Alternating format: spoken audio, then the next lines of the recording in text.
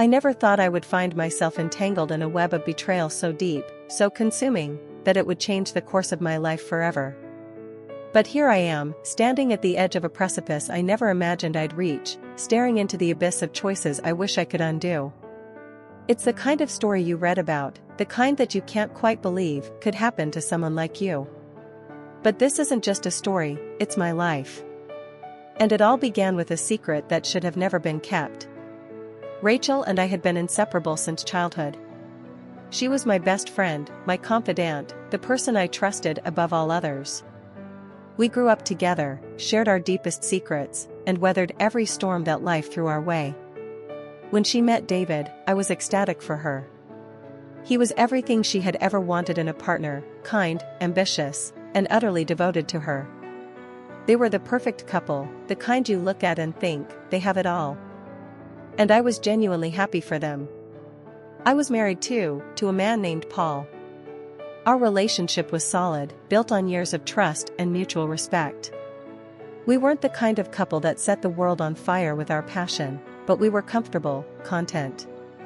I loved him, and I believed he loved me. But as the years went by, the spark between us began to fade. It wasn't that anything was wrong, it was just that the excitement, the thrill that had once defined our relationship, had slowly ebbed away, replaced by routine and familiarity. Rachel and David lived just a few blocks away from us, and we often spent time together, dinners, weekend trips, game nights. It was the kind of friendship that felt more like family. David and Paul got along well, and it was nice to have that kind of close-knit bond with another couple. But somewhere along the way, something shifted. Something changed in the dynamic between David and me, something I didn't see coming until it was too late. It started with small things, a lingering glance across the dinner table, a brush of the hand that lasted just a little too long, a shared laugh that felt a bit more intimate than it should have.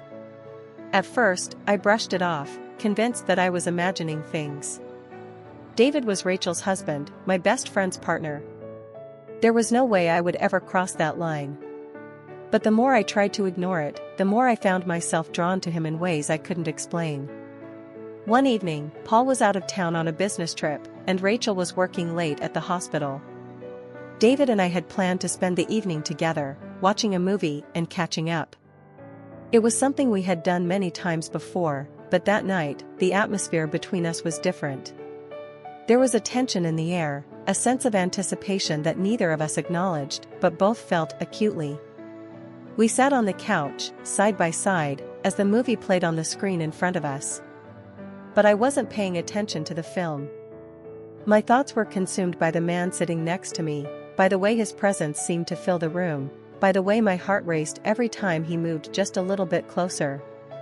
At some point during the evening, our hands brushed against each other as we reached for the bowl of popcorn between us. The contact sent a jolt of electricity through me, and I quickly pulled my hand away, my face flushing with a mixture of embarrassment and something else, something I didn't want to admit. David noticed my reaction and turned to look at me, his eyes searching mine as if trying to understand what I was feeling. "Are you okay?" he asked, his voice soft, almost tender. I nodded, unable to find my voice. My heart was pounding in my chest, and I could feel the heat rising in my cheeks. I wanted to say something, to break the tension that was building between us, but the words wouldn't come. He reached out and gently took my hand in his touch sending another wave of electricity through my body. "If there's something on your mind, you can tell me," he said, his eyes never leaving mine. I opened my mouth to respond, but instead of words, a shaky breath escaped my lips. I didn't know what to say, how to explain the storm of emotions that was raging inside me. All I knew was that I was standing on the edge of something dangerous, something I had always promised myself I would never do. But the more I tried to pull away, the more I felt myself being drawn to him, to the warmth of his touch, to the way he made me feel alive in a way I hadn't felt in years. It was wrong, so wrong, but the temptation was overwhelming. "David, we can't," I began, my voice trembling. He didn't let me finish. Instead, he leaned in and kissed me, his lips soft and warm against mine. It was a kiss that started out gentle, tentative, as if he was giving me a chance to pull away. But I didn't. I couldn't. The moment our lips met, all the guilt, all the doubts, seemed to melt away, replaced by a need so intense it took my breath away. I kissed him back with a desperation that surprised even me, and when he deepened the kiss, I felt myself falling, tumbling headfirst into something I knew I shouldn't want but couldn't resist. The world outside disappeared, leaving just the two of us, lost in the heat of the moment, consumed by a desire that had been simmering beneath the surface for far too long. When we finally pulled apart, both of us were breathing heavily, our foreheads resting together as we tried to process what had just happened. "This is wrong," I whispered, my voice shaking. "We can't do this, David. It's not fair to Rachel, or to Paul." He nodded, but the look in his eyes told me that he wasn't ready to let go. "I know," he said quietly. "But I can't stop thinking about you. I know it's wrong, but I can't help the way I feel." His confession sent a thrill through me, but it was quickly followed by a wave of guilt so intense it nearly took my breath away.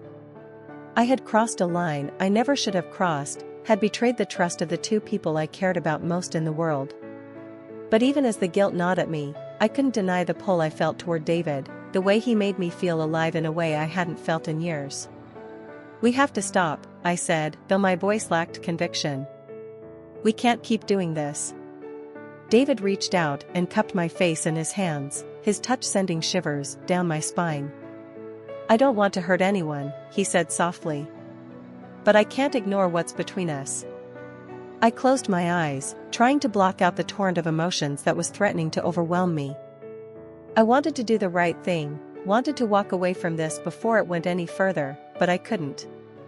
I was too far gone, too lost in the feelings that had been awakened inside me. "We need to be careful," I whispered, my voice trembling. "No one can ever know about this." He nodded, his thumbs gently brushing away the tears that had begun to fall from my eyes. "I promise," he said, his voice filled with sincerity.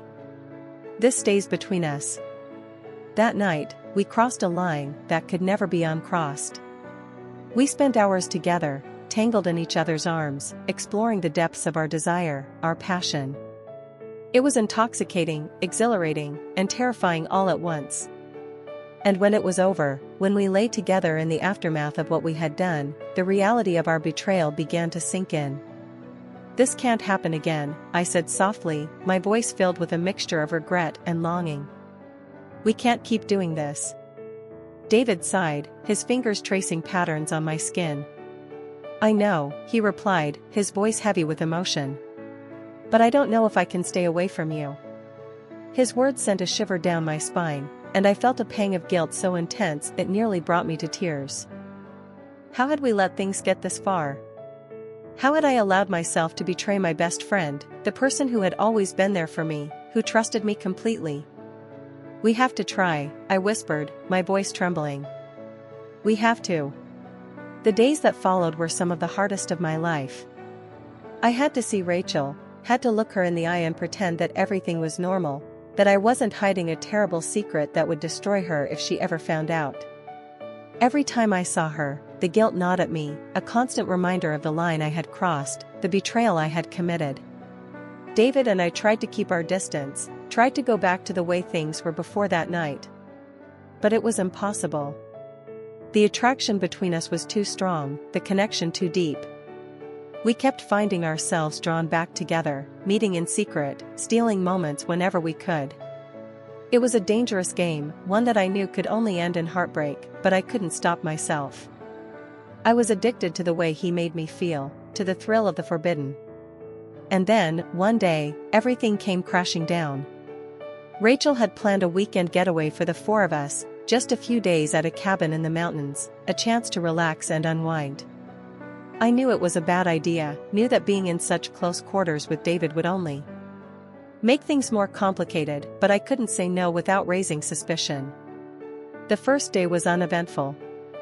We hiked, we cooked dinner together, we sat by the fire and talked late into the night. But there was a tension in the air, a sense of anticipation that I couldn't shake. Every time I caught David's eye, my heart would race, and I had to force myself to look away, to pretend that nothing was wrong. That night, after everyone had gone to bed, I found myself unable to sleep. The guilt, the anxiety, the fear of being caught, it all weighed heavily on my mind.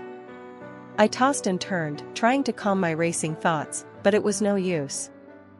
Finally, I got out of bed and quietly made my way to the kitchen, hoping that a glass of water would help. As I stood at the sink, staring out the window into the dark night, I heard footsteps behind me. My heart leapt into my throat, and I turned to see David standing in the doorway, his expression unreadable. "I couldn't sleep," he said quietly, his voice barely above a whisper. "Me neither," I replied, my voice trembling. The air between us was thick with tension, with unspoken words and unresolved feelings.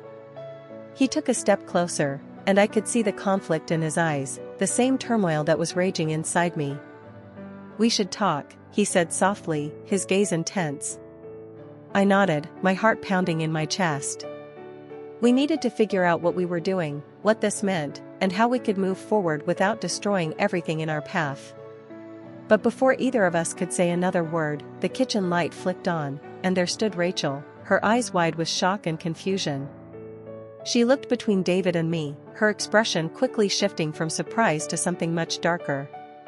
"What's going on?" she demanded, her voice shaking. Panic surged through me, and I felt my breath catch in my throat. I couldn't think, couldn't find the words to explain, to lie, to do anything but stand there frozen in place. David stepped forward, trying to defuse the situation, but it was too late.